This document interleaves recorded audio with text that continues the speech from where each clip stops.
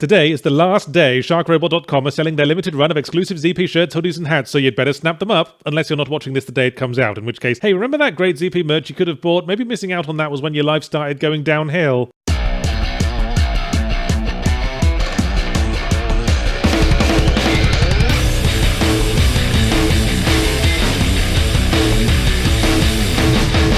Well, I have successfully navigated Gears of War 5's story campaign the way a Taco Bell family platter navigates its way out of a desperately clenched sphincter, and now I have to give my impressions by spontaneously dropping dead like a coal mine canary. Oh wait, sorry, it's not Gears of War 5, it's just Gears 5 now. Microsoft having apparently abandoned the idea of getting the target audience to internalize more than 2 words at a time. I don't think they thought ahead. What will they call the next one? Gears 6? Sounds too much like Gear 6, like it's a label in a technical manual. No, obviously the next one they're just going to call Gears, and the one after that, G. But I digress. Gears 5, despite being a traditionally Xbox exclusive franchise, came out on both Xbox and Steam, which I found suspiciously convenient. What are you up to, Microsoft and Valve? Is this a sign of battle lines being drawn for the upcoming subscription service Civil War? Or have the two of you realized you had more in common than you thought? Wow, I thought I was the only one who liked squatting over the balcony and disgorging torrents of warm diarrhea onto the peasants below, and then wiping my arsehole with fistfuls of blood-stained mayonnaise. Well anyway, the war against the Locust, I mean the Lambent, I mean the Swarm, actually I think it's the Locust again now, continues, and is showing no sign of clearing up because this game ends on an unsatisfying cliffhanger. I guess Microsoft is still paying off the Death Ray satellite. Again, the war has to be fought through a never-ending stream of cover battles in now ruined but once pristine urban environments, but you expected that. That's the cylinder of minced-up pork scrotums that make up the core of the sausage roll. What's different this time is that the plot mainly centers around one of those willowy ladies the franchise keeps around to juxtapose against the way every single male character is built like a Quake 1 ogre cosplaying as an electric stove. I wonder if this is a smart move from Microsoft's perspective, though, since the usual target audience of Gears of War thinks that girls are icky and have cuties, but I can reassure you that main character Kate can very much keep up with the boys when it comes to completely irresponsible decision-making, moving like she's running through a scrapyard with an electromagnet attached to her genitals, and participating in the constant show how unrattled you are by making glib remarks contest for very insecure people. Want to know how to do a Gears of War witticism? Step 1, say something relevant but completely obvious to stir the players from the latest trance the combat put them into. Step 2, continue talking uselessly until I hate you. We need to go over there, and by over there I mean towards that big scary building full of enemies. Oh great, so what's the good news? Well, the good news is that I'm very handsome and glib and shut the fuck up!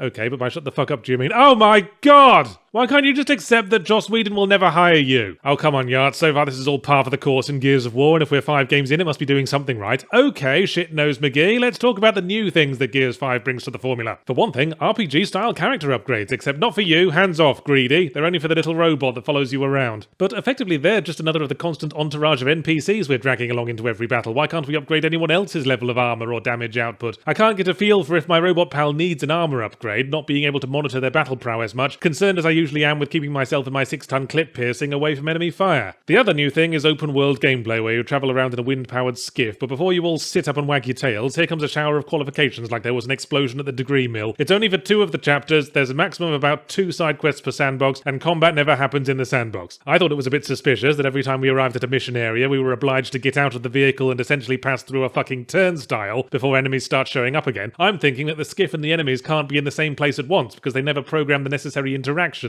i.e. the ability to plow through them and send their scattered body parts raining down like there was an explosion at the body part mill, either because of budget, scheduling, or an orgasm denial fetish. And the end result is 2 great big maps full of bugger all. The classic example of the open world that adds nothing but a commute. Just that and more opportunities for characters to make glib remarks. But you know what? The sandbox maps do provide a convenient metaphor for my feelings about Gears of War as a whole, because it is a massive blank space that doesn't go anywhere and contains nothing, except glib remarks. If I played every Gears of War game back to back, I probably couldn't tell you where one ends and another begins, although partly because I'd eventually lose the power of speech. All this grand environment design and set pieces serving mind-numbingly repetitive combat is like a magnum condom on a 2-inch dick. There's one set piece early in Gears Give that's an extended reference to the musical Hamilton of all things, when you find yourself on stage at a theatre with a monstrosity, spotlights come on and jazzy music plays as you fight it, and as is often the case when a game starts singing at you, this could have been quite a highlight, like the ashtray maze in Control, or that number the Joker does in Arkham Knight, or the wonderful musical sound that Wolfenstein Youngblood makes when you smash it with a hockey stick. But in this case, it just stops after a bit and we get hustled along to the next set piece. Just another grape lowered into the mouth of a fat hedonistic emperor. But for all its grand set pieces and constant violence, Gears of War just doesn't feel like a living world to me. It's the way every character freezes in place the moment the combat or set piece for the current area is over, waiting for you to move to the next environment like undercover cops trying to look nonchalant until the moment that money changes hands. Eventually you get past enough delaying tactics that the plot makes a significant turn that probably won't hold up to analysis. Oh no, the Locust have a queen again. Now they will become really violent and attack our cities, in stark contrast to what they've been doing up to now. now, mostly basket weaving and five-a-side football. Oh yes, and every now and again a named character dies, and the tone awkwardly shifts to mawkish melancholy brooding in a way that I'd be slightly offended by if I were one of the hundreds of implied background characters dying by the second that the main cast never bat an eyelid about. Somehow these Quake 1 ogres wearing dustbins have engaged in ground warfare their entire lives but never learned to deal with the deaths of people they know. They're like 8-year-olds swaggering around pretending to be superheroes after one of them gets cracked in the eye with a rock and starts crying and everything has to stop so they can be persuaded not to tell their mum. That's the level that Gears of War operates on, but with so much bombast and pretension and enough constant fucking heroic orchestral music to make Saving Private Ryan advise it to turn it down a notch that in the end all I can do is laugh and then spit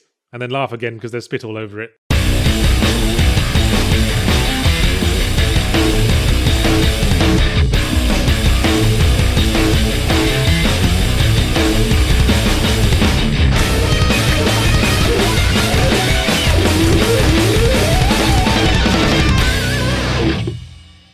As of September 26, 2019, my latest audiobook, We'll Destroy the Galaxy for Cash, will be available from Audible.com. It's a sequel to We'll Save the Galaxy for Food, in which our down-on-his-luck space hero protagonist returns to make an exciting new batch of hilariously bad decisions.